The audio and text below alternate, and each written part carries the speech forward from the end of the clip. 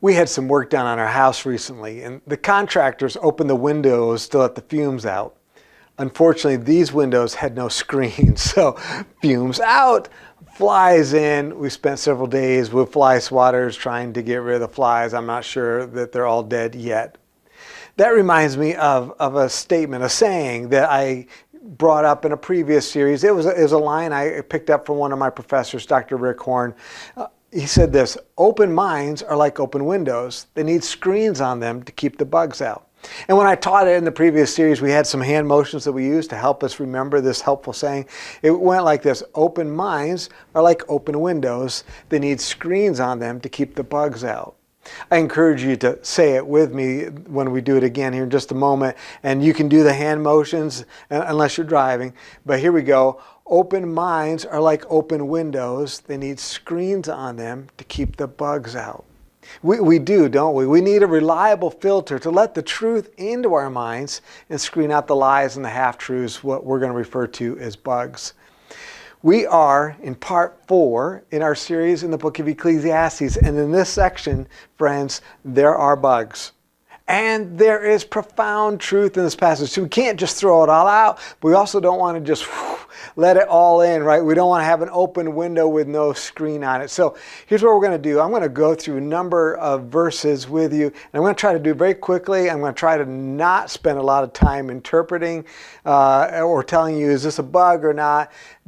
That's something for you to do. This is screening practice, if you will. So Ecclesiastes chapter 7, you could call this Q says. And by the way, this first section is a series of A is better than B statements, even though a lot of people would pick B. Here we go. Ecclesiastes chapter 7, verse 1. A good name is better than fine perfume. Your reputation matters more than the brand of your body spray. That sounds like Proverbs, doesn't it? Let's continue. A good name is better than fine perfume, and the day of one's death is better than the day of one's birth. Surprise, you're not in Proverbs anymore. Let's keep going. Verse 2. It is better to go to a house of mourning than to a house of feasting, since that is the end of all mankind, and the living should take it to heart. Q says you'll learn more about what it means to live well at a funeral than at a party, right? It's at a funeral when you hear people talk about what really matters, what made the difference in their lives. So you'll learn more at a funeral than at a party. Verse 3, grief is better than laughter. For when a face is sad, a heart may be glad. The heart of a wise is in a house of mourning, but the heart of the fools is in a house of pleasure. It is better to listen to a rebuke from a wise person than to listen to the song of fools. For like the crackling of burning thorns under the pot, so is the laughter of the fools. This too is futile. Q says, you can learn more from pain than from pleasure and mindless entertainment. You can learn more from pain, whether that pain is because of grief or that pain is because of feedback. Somebody told you something. I remember again another quote. A guy said, when you receive feedback that hurts, he says, well, I've learned to say, ouch, that helps, right? He said, you learn more from pain than you do from pleasure and mindless entertainment. Verse 8, the end of a matter is better than its beginning. Q says, how you finish matters more than how you begin. My brother is a pastor of a church not too terribly far from here.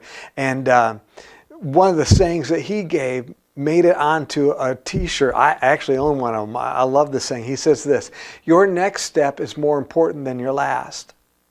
I think you would agree. What you do next matters more than what you just did right before it, because the end of the matter is more important or is better than the beginning. The second half of verse 8. A patient spirit is better than a proud spirit. Don't let your spirit rush to be angry, for anger abides in the heart of fools. Q says patience pays dividends, but pride costs you dearly. Verse 10. Don't say, why were the former days better than these, since it's not wise of you to ask this. Q says, nostalgia is not helpful. right? It's not helpful for you to say, why is Pastor Andy preaching through this depressing book of Ecclesiastes? Remember the good old days when Pastor Joel was here and he was preaching through the book of Ruth, and it was like a Hallmark movie and we loved it and it was happy and cheer. Q says, stop, enough already. That's not wise. It's not helpful for you to go getting all nostalgic. Verse 11. Wisdom is as good an inheritance and an advantage to those who see the sun, because wisdom is protection as silver is protection, but the advantage of knowledge is that wisdom preserves the life of its owner. Wisdom, Q says, is at least as good as money. Verse 13. Consider the work of God, for who can straighten out what he has made crooked? Q says the world is broken, and God's the one who made it that way. And it's futile to try to undo what God has done, because God's the one who made this world that is so baffling and full of so much tension that we cannot understand. Verse 14. In the day of prosperity, be joyful. But in the day of adversity, consider God has made the one as well as the other so that no one can discover anything that will come after him. I think Q is saying that the good days come from God. And so when you get a good day, yay, thank God. The bad days come from God. So on the bad days, remember that God does that on purpose, gives us good days and bad days so that we will make the most of the present, because you never know what tomorrow will bring. Now I want to pause before we continue. I told you at the beginning, Q has some profound truths for us. And Q is offering us up some half-truths, and Q is offering up some plain old bugs. We are on screening practice. Let's continue. Verse 15. In my futile life, I've seen everything. Someone righteous perishes in the spite of his righteousness, and someone wicked lives long in spite of his evil. So don't be excessively righteous, and don't be overly wise. Why should you destroy yourself? And don't be excessively wicked, and don't be foolish. Why should you die before your time? It's good that you grasp the one and do not let the other slip from your hand, for the one who fears God will end up with both of them. Q says, don't be overly righteous or overly wicked, and don't be overly wise or overly foolish. Q, what are you saying? Is Q saying that we should avoid extremes? Is Q saying, hey, don't put all your eggs in one basket? Like, don't put all your effort into being the good boy or the good girl. Nor is it wise to put all your effort into being the bad boy or the bad girl. Is that what Q is saying here? Let's jump down to verse 20. There is certainly no one righteous on the earth who does good and never sins. That sounds right. This is the only verse of Ecclesiastes that is directly quoted in the New Testament. Paul quotes this in the book of Romans. Verse 21. Don't pay attention to everything people say, as you may hear your servant cursing you. For in your heart you know that many times you yourself have cursed others. Q says, don't get all worked up over someone's judgmental comments about you, because you know you've done the same thing to other people. Let's jump ahead to chapter 9, verse 1. The righteous, the wise, and their works are in God's hands. People don't know whether to expect love or hate. Everything lies ahead of them. Everything is the same for everyone. There is one fate for the righteous and the wicked, for the good and the bad, for the clean and the unclean, for the one who sacrifices and for the one who does not sacrifice. As it is for the good, so it is also for the sinner. As it is for the one who takes an oath, so also for the one who fears an oath. This is an evil in all that is done under the sun. There is one fate for everyone. Q says a lot in these 3 verses. He says we are all in God's hands. But that's not a comfort, because you don't know whether you're going to receive from God God's approval or God's judgment. He says, but what we do know is that we're all going to get the same fate, and that fate is death. And death is the greatest injustice of all time. That is not fair that the righteous get death just like the fool gets death and the wicked gets death. That is the greatest injustice, Q says. Verse 7, Q says, go, eat your bread with pleasure and drink your wine with cheerful heart, for God has already accepted your works. If you're still alive, Q says, and you have material goods, enjoy them. Because the only way you can still be alive and have these material goods is if God is pleased with you. So if you're alive and you got the stuff, enjoy it, because that's what that means. God must be pleased with you. Verse 8, let your clothes be white all the time, and never let oil be lacking on your head. The oil, this is something you put on for special festive occasions. And so Q is telling us, turn every day into a festive occasion. Verse 9, enjoy life with the wife you love all the days of your fleeting life, which has been given to you under the sun, all your fleeting days, for that is your portion in life and your struggle under the sun. Q says, enjoy your woman. Unless you're a woman, then enjoy your man. But even when Q's trying to be encouraging, and do you know how depressing he is? Like, in all the days of your fleeting life, right? Let's look at one more, verse 10. Whatever your hand finds to do, do it with all your strength, because there is no work, planning, knowledge, or wisdom in Sheol where you're going. Sheol was a name they used for the realm of the dead. They didn't really know about heaven and hell per se, and so they just assumed there was this realm, the dead went there, and they called it Sheol. And Q is saying, whatever you do, throw yourself into it while you can, because you're going to die, all right? You are going to die, and there's no work, there's no planning, there's no knowledge, there's no wisdom in the realm of the dead, so do it now while you can. As we read through those bunch of verses, you probably spotted a bug or two, a statement or two that is just plain untrue. But you probably also spotted a statement or two to which you'd say, well, yes, but, and then you would clarify, you would fix, Q's misconception there. As I think about this passage that we've worked through so far today, Q did us a favor. He gave us screen practice. Now, that probably wasn't Q's intention to give a screen practice, but maybe it was the narrator's intention all along. Remember, there's a narrator who set this up, and then he got quiet after just the first few verses, and he's just been telling us everything Q has been saying. But we've got screen practice. We've got a chance to try to filter out what Q is saying and let the profound truth come in, but the bugs hit the screen and have to stay out. So Q does that favor, right? Most of the time when we read the Word of God, we just know it's all truth. You wouldn't have to have a screen at all. But Q is giving us some stuff where you got to have your screen up. You've got to compare it with the rest of Scripture and see if what Q is saying to you, if his conclusions and his assumptions are true. But through Q, we also receive something else, a sobering warning. One of the things that really bothers me, frankly, I find it kind of scary, is you can be a God-fearing, intelligent, and educated person and still end up with bugs and an unreliable screen. And Q proves it. Right? Q was a deep thinker. Q was God-fearing. He had the first few books of the Bible, we believe, right? The Torah, Genesis, Exodus, Leviticus, Numbers, Deuteronomy. He had at least that much. And we believe he had a good bit more of the law and the prophets.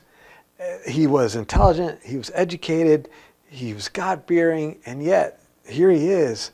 There's no indication that he doesn't believe what he's saying to you and to me. He is spouting profound truth mixed with bugs, and it's all coming out in a single stream. And we have every indication that he believes everything he's saying. That the stuff that's coming out of his mouth, he truly believes, which means that he had an unreliable screen himself. He bought what he was selling, or he's selling what he's already bought, I guess is how I should say that. Personally, I want to know and believe only the truth. There are always negative consequences for believing the lies and the half-truths, the bugs. You, no doubt, want to know and believe only the truth. So you and I, we need a screen. But as Q has just shown us so clearly, not just any screen, a faulty screen. This is so important. A faulty screen will let bugs in and screen truth out even. You know, like that is the opposite of what you're hoping for, the opposite of what I want. A faulty screen will let bugs in and screen truth out. At times, Q screened out truth. He screened out things that he knew by faith when he couldn't explain how that lined up with what he saw in his observations. And the reason why is, you know, on the reliability scale, if you will, he placed his observations and his reasoning abilities above God's revelation. He trusted his abilities to see, interpret, understand, and make connections more than he trusted what God had clearly said. It's like the screen for Q was, does this make sense to me? Oh, he believed in God for sure, but it was like that wasn't the most foundational part of the screen. That wasn't the final word, if you will, part of his screen. The final word part of his screen was, does this make sense to me? Can I put this together in a way that I can connect the dots, I can resolve the tension? Because if I can't resolve the tension, if I can't figure out the answers, then that must mean there are no answers. And there isn't a solution to this tension because his abilities was the final level. It was the final filter for Q. So let's talk about this. Everyone has a screen. Everybody already has a screen. So when I say we need a screen, we already have one. You already have one. I already have one. The question is it reliable? And that, my friends, depends on what the screen is made of. So let me just kind of get nerdy with you for a couple minutes in hopes that I can be really, really helpful, because you and I, man, we want to profit from what we've seen Q demonstrate as a negative example. The typical screen, the screen that I have, you have, most people have, or whatever, the typical screen is made up of two things. Just like when you think about a screen, you got some threads going this way, you got some going this way, those are held together and that makes your screen. Typical screen is made up of two things. First is the meaning I've made of my experiences and my feelings. The meaning I've made of my experiences and my feelings. Let me try to illustrate. I went through something pretty terrible 20 some years ago. And it was a big time breakdown. And so that's what happened. That's not the screen. The screen forms when I make conclusions, when I make meaning of those experiences. So in the thing that happened to me 20 some years ago, the meaning I made of that was this. That the reason we had this big crash, the reason for the breakdown was because I wasn't smart enough to figure out how to put everything together and keep it from breaking down. And so the meaning I had that led to both the breakdown, but also got reinforced through it and that has become part of my screen and is still there if I'm not careful, is this: I'm not smart enough. If I was smart enough, I would figure out a way to avoid the painful things that come into my life. If I was smart enough, I could figure out how to protect my family from everything. If I was smart enough, I could make it so this church would thrive and all of you would thrive and the name of God would be worshiped and we would be growing as a church and growing in our influence. Does this make sense? Now, hopefully you're looking and going like, what? Like you don't agree with me. I'm not asking you to agree with me. What I'm trying to point out is the meaning we make of our experiences or the meaning we make of our feelings. Like, I'm feeling this way. And that is because, and that requires me to do and avoid or whatever. That's what I'm talking about. The meaning that we make of our experiences and our feelings becomes part of our screen. It is the screen through which we evaluate everything else that comes at us. Another not positive experience for me, another negative example, I guess, is a few years ago. In my family, we had, the Bad Andy birthday.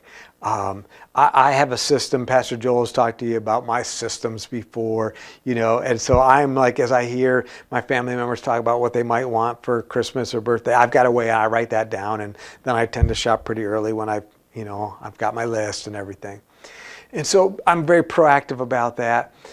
I had a birthday, and it was not their fault, but the way it played out, I had done some things and the ball got dropped. And so on my birthday, there was no birthday celebration and I didn't get any presents on that day. And it really wasn't my family, but I was sad. But it didn't let it stay there. That sadness kind of went to like pity, like woe is me. And then over time, and this is all subconscious. It's not like I ever sat down and figured this out in the moment or thought it through. But over time, I was like, I don't think they care as much about me as I do about them. I don't have to tell you what happened when that became part of my screen. All right, you don't need much imagination to figure out that this doesn't go well for them or for me. Because now, if I believe that, I've allowed that to become part of my screen, that they don't care as much about me as I do about them, my family that is, then the next time somebody in my family does something, I interpret that through that grid. Like, oh, they did this because they don't care as much about me as I do about them. And what I now saw happen, that I've now interpreted through that grid, only reinforces that grid, and that screen gets thicker. And that belief that they don't care about me as much as I care about them becomes more firmly rooted. Typical screen is made up of two things. The first is the meaning that I make of my experiences, the meaning I make of my feelings, the conclusions I come to about myself, about others, about God, my situation as a result of that. That's half the screen. The other half of the screen is this: the values, the assumptions, the practices of my family of origin, the people in my region of my country, and the tribe that I'm a part of. By tribe, I just mean the people that I hang with. We're Americans, right? One of the assumptions of America is that bigger is better. One of the assumptions of America is that rights are more rewarding than responsibilities. I hang with a bicycling group. So obviously, I hang out with people who believe that cycling is great and the weather is not so much of an issue, right? So with cycling is great when it's hot outside. Cycling is great when it's cold outside. And so all of you sane people are like, it's too hot to ride. We look at you and like, wimps, right? Or all of you who are like, it's too cold to be out riding. And we're like, toughen up, right? Why? Because these are the values, these are the beliefs of my tribe. So you got two things, right? The meaning that we make of things and the values and assumptions and practices of our social group, if you will. Those things go together, and that's what typically makes up the screen. Maybe that's obvious to you, maybe that's new to you, but here's what's not new. The screen that we fabricate may or may not be reliable, right? It may or may not be reliable. I gave you a couple examples where it wasn't. Other times it's been very reliable. It depends. It depends on what it's made of. So here we got a screen, right? Made up of these two things. Now, if a thought or a sermon point comes along telling me what God has to say about me, or about God, or about my situation, or about the people in my life, if that thought or that sermon point comes along, it hits the screen, and the screen determines whether it gets through or not, aka whether I choose to believe it and act on it or not. It's like the screen becomes the final authority, even though it came from the thought is something that God said. You see how dangerous that is? That's what happened to Q. But it doesn't just happen to Q, it happens to people like you and me who love God, but aren't carefully paying attention to the makeup of our screen. So let's go there next. According to God, the only fully reliable screen is made up of two different things. What God said through Jesus in the Bible, and who God is. What God said, Jesus and Bible, and who God is, like the character of God. Like we know that God is just. So no matter what happens, we interpret what happens through the fact that I know God is just and justice will prevail either now or in the future, right? God is present. So it doesn't matter what I feel like. God must be here because God is faithful. He can't be absent, right? That kind of thing. So the fully reliable screen, according to the Bible, is what God has said and who God is. And so now, when a thought comes along, whether it's a thought that comes at me because of an experience I just had, or a feeling I'm feeling, or something that is part of my culture or something that my social media group is telling me that, and it doesn't matter whether it's something that, like they're telling me that I am smart or stupid, right? I am wonderful or awful. It doesn't matter whether the thought is telling me that the most important thing that I should do with is, and fill in the blank. Or if the thought is the greatest threat to my well-being is, fill in the blank. Whatever the thought, when it comes, it hits the screen. And the screen determines whether it gets through. In other words, whether I choose to believe it or not. And with this fully reliable screen, when the thought comes, Andy, you are, or Andy, the most important thing you ought to be doing, or Andy, the greatest threat to your well-being is, or any other thought, it's been screened by what God said and who God is, and therefore that thought that comes through shouldn't be a bug, right? It should be truth. So let's wrap this up. I'm hoping that we will screen what Q says. This book is in the Bible for a reason. I want to benefit from the profound truth that Q is sharing. Q is saying some amazingly profound things. Q is saying things in a very provocative way at times. They're just kind of like, whoa. You know, it's like getting slapped upside the head. They're like, whoa. At the same time, I don't want to swallow a bug. Been there, done that. I'm also hoping that we'll not just screen what Q says, but we'll take a look at our screen. What really has the final say in our lives? Is it our interpretations of our experiences? Is it the stuff that we've soaked up from the people around us? Is it our feelings? What is it? Or is it God's character and God's insight? What has the final say? What really, when push comes to shove, what is my screen? What is your screen? Boy, I hope that we'll take a look at our screens as a result of listening to what Q has to say. We'll see you next time.